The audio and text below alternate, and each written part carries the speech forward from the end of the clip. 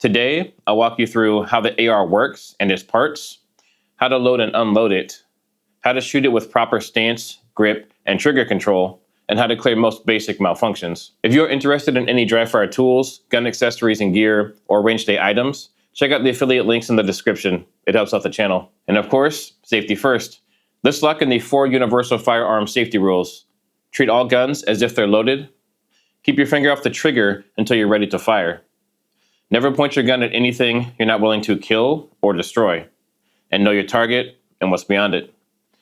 This is true whether you're at the range or defending your home. Know your AR. As many have been misled to believe, AR does not stand for assault rifle. It stands for Armalite Rifle, which is the company that created it originally. The civilian version functions just like a handgun. 1 trigger pull equals 1 shot fired. Now let's break down the rifle. As always, clear your firearm before handling it or dry firing. This one is clear and good to go. Buttstock. This goes against your shoulder to help stabilize the gun. AR pistols use a brace instead. Buffer tube. This contains the spring and buffer weight that reciprocate the bolt carrier group to load the next round after shooting. Upper and lower receiver. The lower receiver is what's considered the firearm. This contains the serial number, trigger, safety selector switch, bolt catch, grip, magazine well, and magazine release.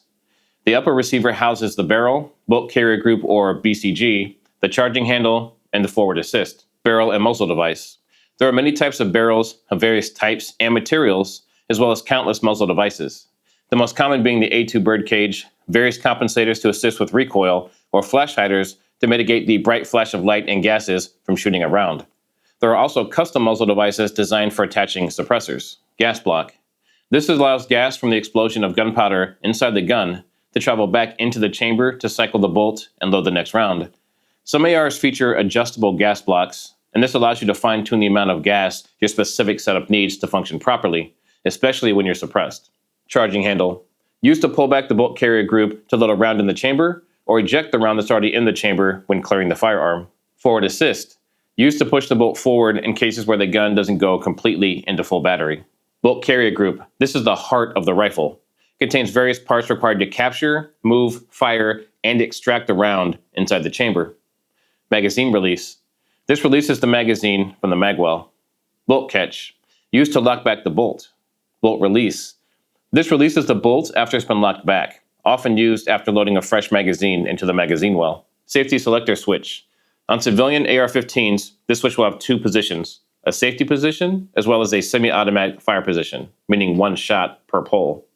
Military and full auto ARs will have 3 positions, safety, semi-automatic, and fully automatic positions. The ejection port. This is where round casings are ejected after being fired, or where your round will eject if you're clearing an unfired round.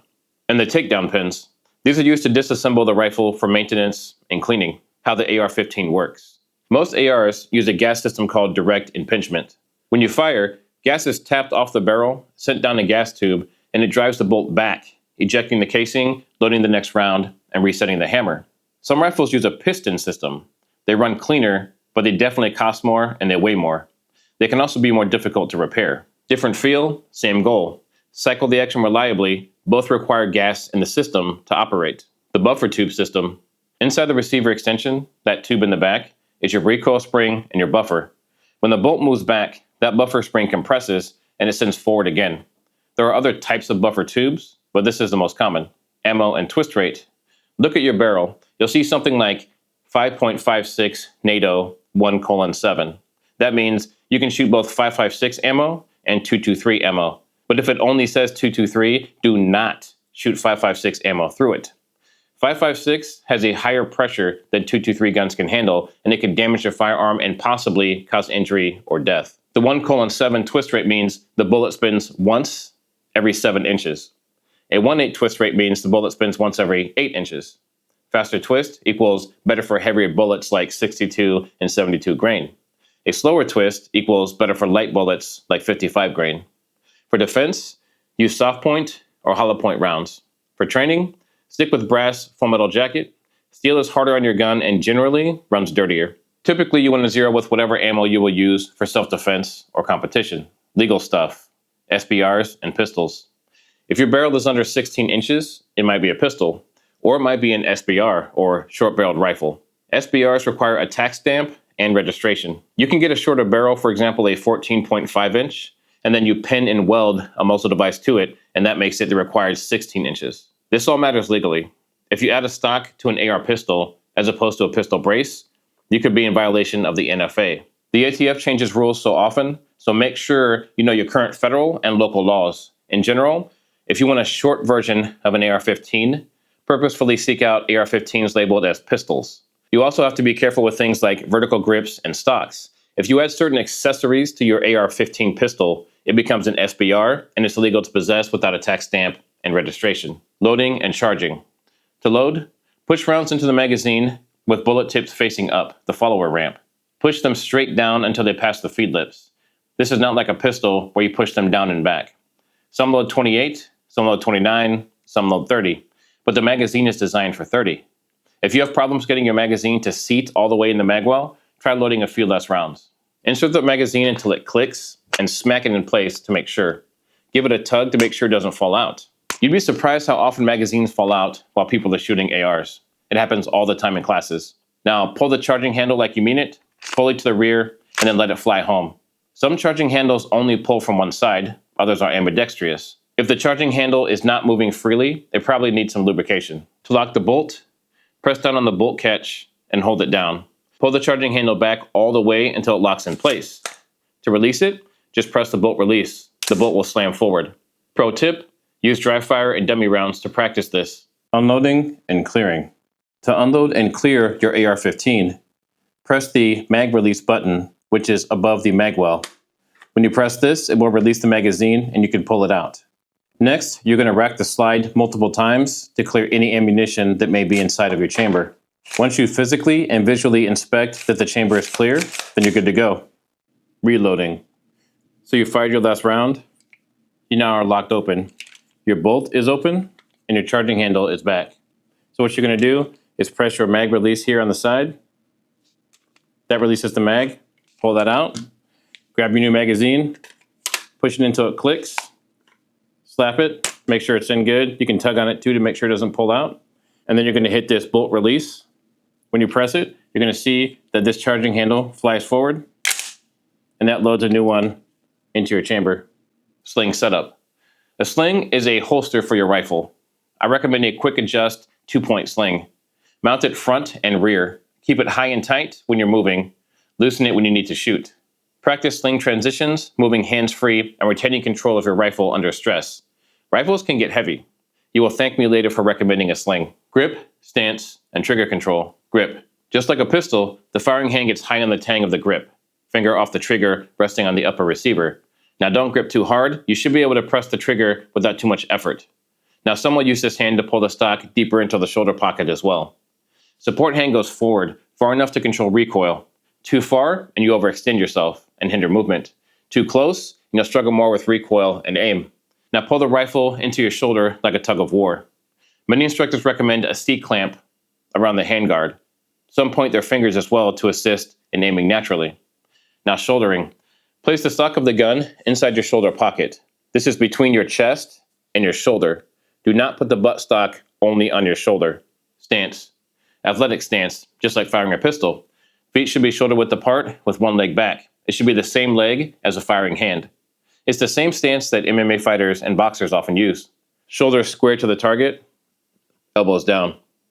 Knees slightly bent, weight forward, nose over toes. Trigger control. Now there are two main types of triggers for AR-15s. There's a single stage, which is just one pull weight and a clean break. There's no take-up. And then there's a two-stage, which is more similar to a handgun trigger. It has some take-up before it hits the wall, and then it breaks cleanly past the wall. If you have a two-stage, remove any slack on the trigger and get to the wall. Then on either trigger, do a smooth press, try not to jerk the gun, go straight back. Then release to the trigger reset for follow-up shots. Good fundamentals beat fancy gear every time. Zeroing your optic. Zero at 50 yards to start. It gives you a point of impact close to both 50 and 200 yards for most standard AR-15s. There are also the 25 and 36 yard popular zeros. If you don't know how to zero your optic, check out my red dot zeroing video. Adjust your optic, not your aim, until the rounds are where you want them, Ensure your various mounts and optics are properly torqued to spec and using blue Loctite to keep them in place. Wait at least 24 hours after Loctiting to shoot. All the different types of optics available, as well as their purpose, is an entire video by itself. Zeroing iron sights. Running iron sights? Zero them the same way. The front sight adjusts elevation up or down, and the rear adjusts windage left or right. Dial it in and keep it as a backup, even if you run a red dot. I highly recommend always having a backup sighting system. Recoil, control, and follow through. Recoil is about form and control, not strength. Will you use some muscle? Yes, but you should be using good form to mitigate recoil. Lean into the rifle, control the muzzle with your support hand, and watch your sights reset. If they return to target fast, you're doing it right. If you feel completely out of control and recoil has taken you over, make sure you're leaning enough into the rifle, have the proper athletic stance, you're using your support hand to control the front of the gun, and you have the buttstock tight into that shoulder pocket between your shoulder and your chest by pulling into your body with that support hand. Tap, rack, bang. If you pull the trigger and it doesn't go bang, tap the magazine base, pull the charging handle, and then let it slam home. Get back on target and continue firing. Train with dummy rounds. Don't wait for a real malfunction to learn. There are other types of malfunctions, but we will cover that in a future video. Home defense setup. If you're using an AR for home defense, keep it simple. A red dot, a white light, and a sling. Use defensive ammo like soft points or hollow points to prevent over-penetration where possible. Know your angles, your backstops, and your layout of your home. Practice dry runs in your home unloaded to learn it. Dry fire. Be ready before an intruder enters your home. Now, there are lots of online sources on tactics and considerations for home defense if you want to dig further into the topic. Final thoughts. The AR-15 has gotten a bad rap, but all guns are inherently dangerous. Ignorance and neglect is what causes problems. Congratulations, you now know how to run and operate an AR-15. With knowledge and training, you'll become the kind of person who can make a difference. Not only that, but shooting AR-15s for sport and competition can be very rewarding. Some experienced shooters can hit targets accurately up to 600 or more yards, making them fun for precision shooting. If this video helped you, hit the like, subscribe, and share this video. It helps more people find this info instead of bad TikTok videos. Drop your questions in the comments. I answer every one that I can. Check the description below for gear I use and recommend. Every single link supports the channel and your training.